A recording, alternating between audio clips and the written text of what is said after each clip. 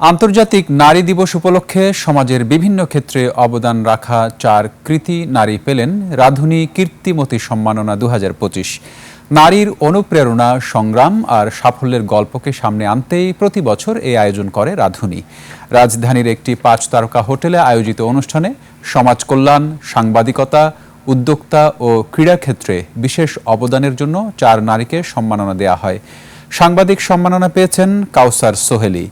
যৌন কর্মীদের অধিকার প্রতিষ্ঠা ও সুবিধাবঞ্চিত নারীদের জন্য বঞ্চিতা সংগঠন প্রতিষ্ঠার মাধ্যমে কীর্তিমতী হিতৈষী সম্মাননা পান নূর নাহার।